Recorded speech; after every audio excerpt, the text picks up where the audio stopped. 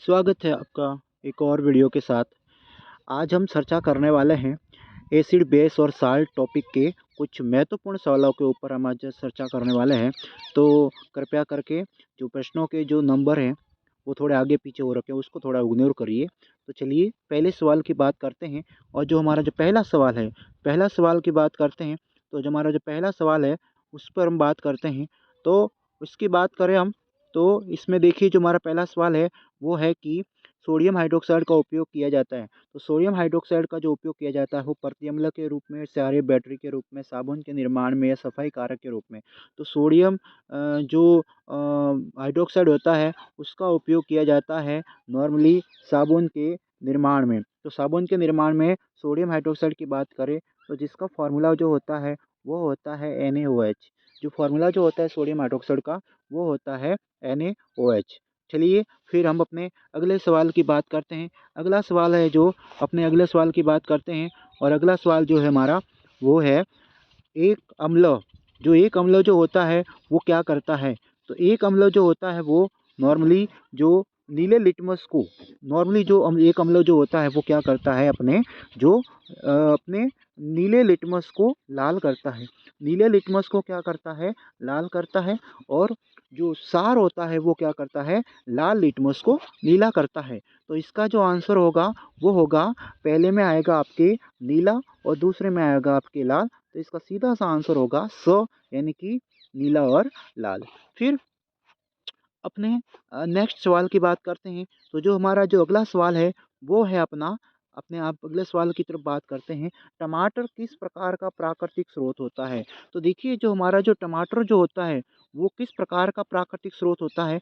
तो जाहिर सी बात है, तो जो टमाटर जो होता है जिसके अंदर नॉर्मली ऑक्जेलिक अम्ल पाया जाता है। जो टमाटर जो होता है उसके अंदर ऑक्जेलिक अम्ल पाया जाता है।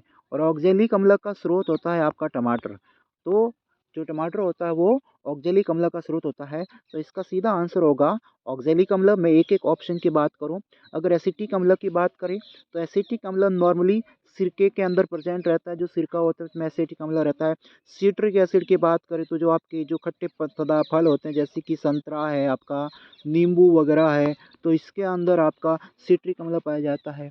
टार्टरिक अम्ल की बात करें तो टार्टरिक अम्ल आपके इमली है। इसके अलावा ग्रेप्स अंगूर की बात करें तो इसके अंदर आपके टार्टरिक अम्ल पाया जाता है। तो टमाटर के जो अम्ल का प्राकृतिक स्रोत होता है वो होता है ऑक्जेलिक अम्ल।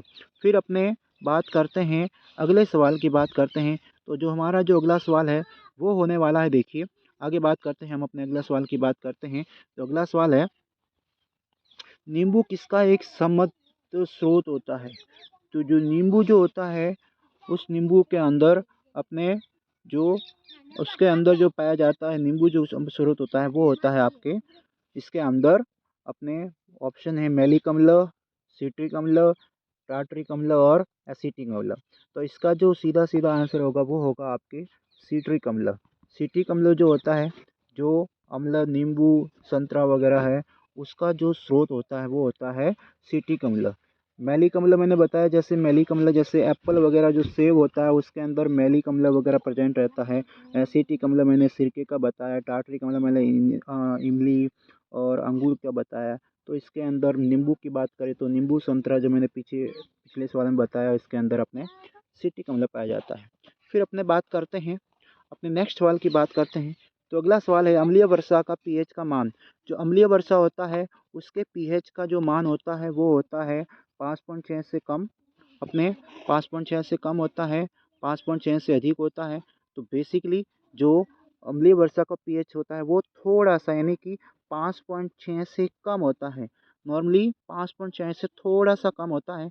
देखो अम्लीय वर्षा क्या होता है, बेसिकली जब वायुमंडल के अंदर बेसिक जैसे कि सल्फर डाइऑक्साइड होता है, नाइट्रस ऑक्साइड होता है, और वो क्या करता है उस कंडीशन के अंदर जब बरसात के पानी के अंदर मिल जाता है और सल्फ्यूरस अम्लक बनाता है, सल्फ्यूरिक अम्ल वगैरह बनाता है, और वो जब बरसात के साथ में पृथ्वी के ऊपर गिरता है तो उसको हम बेसिकली अम्लीय वर्षा बोलते हैं। और यही अम्लीय वर्षा जो होती है जो काफ़ी नुकसानदायक होती है फसलों के लिए, जीव जंतुओं के लिए और अन्य कई चीज़ों के लिए। जो मेटल से बनी हुई चीज़ें जो होती है, धातु से बनी हुई चीज़ें वगैरह होती है, उन सभी को क्या करती है, हार्म पहुंचाती है, नुकसान पहुंचाती है।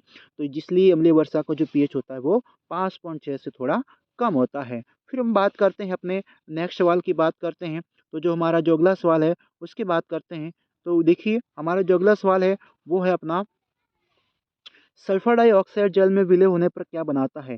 तो सल्फर डाइऑक्साइड जो होता है, मैंने अभी पिछले सवाल में बताया था कि जो जो एसिड रेन होती है, उस एसिड रेन के अंदर भी हम देखते हैं कि नॉर्मली जो अपने जो इसका जो सल्फर डाइऑक्साइड जो होता है नाइट्रस ऑक्साइड के साथ मिलकर वगैरह जो बनाता है, उसकी वजह से जो अपने क्या करता है उसमें कई प्रकार के जैसे कि अपना एसिड वगैरह बनाता है, जिसकी वजह से वो पानी के साथ मिक्स हो जाता है और बमले वर्षा के रूप में अपने पृथ्वी पर आता है। तो सल्फर डाइऑक्साइड जल में विलय होकर क्या बनाता है? तो सल्फर डाइऑक्साइड जो होता है जल में विलय होकर सल्फर ट्राइऑक्साइड बनाता है, सल्फ्यूरस अम्ल बनाता है, सल्फ्यूरिक अम्ल बनाता है, या फिर अपने अपने सल्फर बनाता है। तो अगर बात करें सल्फर डाइऑक्साइड की, तो वो जो होता है नॉर्मली वो अपने प्रकार से जो सल्फर डाइऑक्साइड जो बात करें अपन, तो जो सल्फर डाइऑक्साइड के साथ मिलकर एक प्रकार से क्या बनाता है, अपने जो भी होता है अपने सल्फ्यूरस अम्ल की बात करें, तो सल्फ्यूरस अम्ल जो होता है वो उस कंडीशन के अंदर ही सल्फर डाइऑक्साइड में मिलकर सल्फ्यूरस अम्ल बनाता है।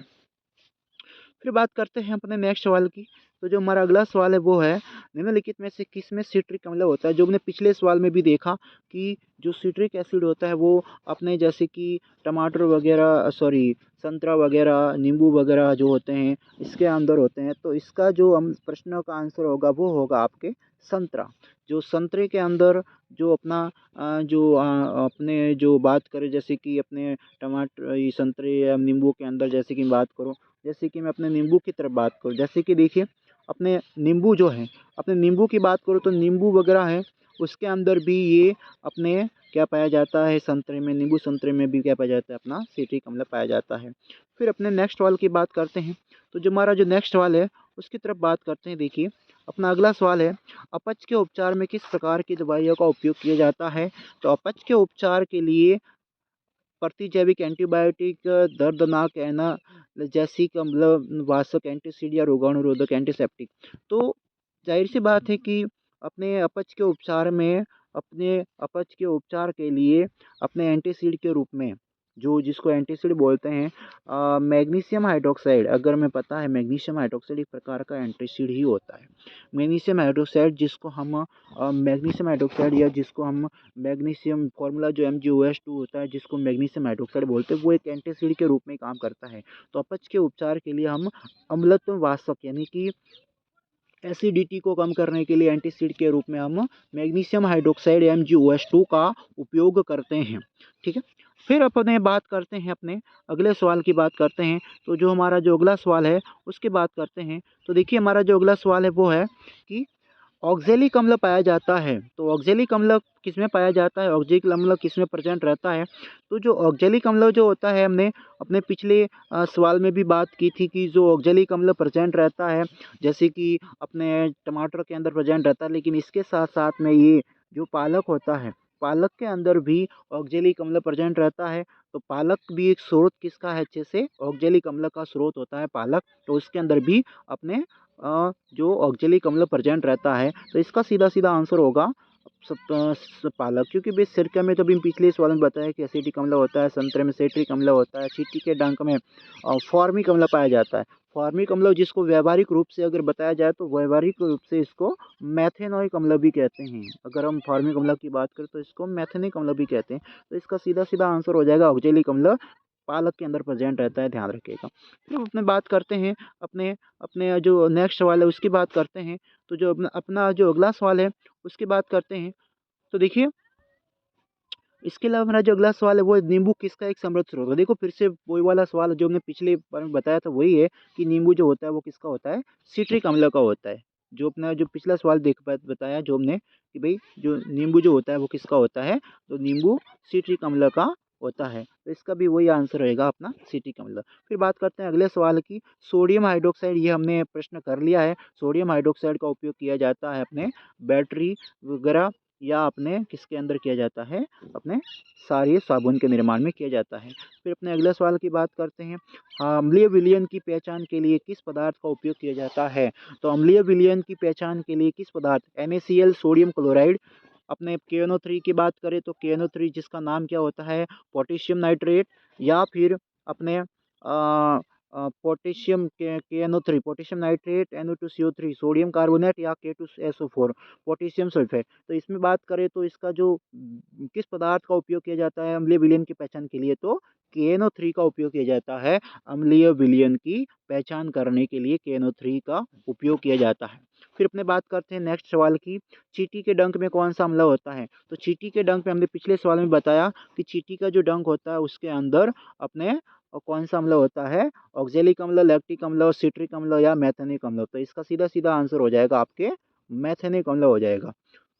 ऑक्जेलिक अम्ल हमने पिछले टमाटर पालक में पढ़ा ऑक्जेलिक अम्ल। लैक्टिक अम्ल पता ही है आपको, दही के अंदर, दूध के अंदर, अपने जो खट्टा दूध जो होता है उसके अंदर लैक्टिक अम्ल प्रेजेंट रहता है। और सिट्रिक अम्ल हमने बताया जैसे कि खट्टी अच्छी पदार्थ खाने योग्य संतरे नींबू में अपना सिट्रिक पदार्थ प्रेजेंट रहता है। फिर बात करते हैं अपने नेक्स्ट सवाल की कि H2O का पीएच क्या होता है? तो देखिए H2O का पीएच जल, अपना जो H2O होता है, अपना जो जल वाटर होता है, यानी कि H2O जो जल होता है, जो जल का जो पीएच रहता है नॉर्मली देखिए जो जल होता है वो तटस्थ होता है। आपको पता है कि 0 से 7 के बीच में जो होता है, जो पीएच वैल्यू होती है वो किसकी होती है? अपने एसिड की होती है। और उसके बाद जो 7 से 14 के बीच में जो होती है वो आपके सार होती है, बेस फॉर्म में होती है। लेकिन जो वाटर जो होता है उसका जो विलयन का पीएच 9 0 से 7 के मतलब बीच में भी 9 7 से ज़्यादा होता है। मेनली इसका जो पीएच होता है वो 7 होता है। तो ये जो न्यूट्रल रहता है, तटस्थ रहता है, उदासीन रहता है। तो इसकी वजह से जो H2O जो होता है वाटर होता है, इसका पीएच जो होता है वो होता है आपके 7 होता है। और ये सवाल राजस्थान पुलिस कांस्टेबल 2024 के अंदर से अपने फर्स्ट के अंदर ये सवाल पूछा गया है कि H2O का पीएच कितना होता है, तो वो 7 होता है। चलिए फिर अपने अगले सवाल की बात करते हैं। निम्नलिखित में से कौन सा अम्ल नेटल बिच्छू के पेड़ में पाया जाता है? देखो नेटल एक प्रकार का जहरीला पदार्थ, बिच्छू जिसको बूटी बोलते हैं, बिच्छू बूटी या बिच्छू की जड़ क्या है कहा जाता है बेसिकली। तो उसके अंदर भी कौन सा अम्ल प्रेजेंट रहता है? तो उसके अंदर भी आपके अपने मैथेनोइक अम्ल पाया जाता है। कौन सा अम्ल पाया जाता है उसमें भी? मैथेनोइक अम्ल प्रेजेंट रहता है बिच्छू के बूटी के अंदर, जिसको नेटल डंक भी कहते हैं, जिसके अंदर मैथेनोइक अम्ल प्रेजेंट रहता है। फिर अपने बात करते हैं नेक्स्ट सवाल की, टमाटर किसका प्राकृतिक स्रोत है? तो टमाटर हमने सवाल को डिस्कस कर चुके हैं हम, फिर से ये सवाल आया है। ऑक्जेलिक अम्ल ज़्यादा डिस्कस नहीं करेंगे इसके ऊपर, आगे सवाल बात करते हैं, ये भी हमने डिस्कस कर लिया है। अम्लीय वर्षा का पीएच कितना होता है वो भी हमने डिस्कस कर लिया है। तो हमने यहाँ पर कुछ सवाल, जो भी हमने सवाल देखे, कुछ बेसिक सवालों के बारे में, कुछ हमने अम्ल सार से रिलेटेड कुछ सवालों के डिस्कस किए। तो उम्मीद है आपको कि इन सवालों से आपको कुछ सीखने को मिला होगा, आपको जानकारी मिली होगी जो भी कुछ सवाल के बारे में। अगले जो वीडियो के अंदर हम और सवालों को लेकर आएंगे, कुछ और टॉपिक से रिलेटेड सवालों को लेकर आएंगे, जिसके अंदर में और सवाल सीखने को मिलेगी। तो उम्मीद करते हैं कि आपको ये वीडियो पसंद आया होगा। तब तक चैनल को सब्सक्राइब करते रहिए, लाइक करते रहिए और अपना ख्याल रखिए। धन्यवाद। जय हिंद।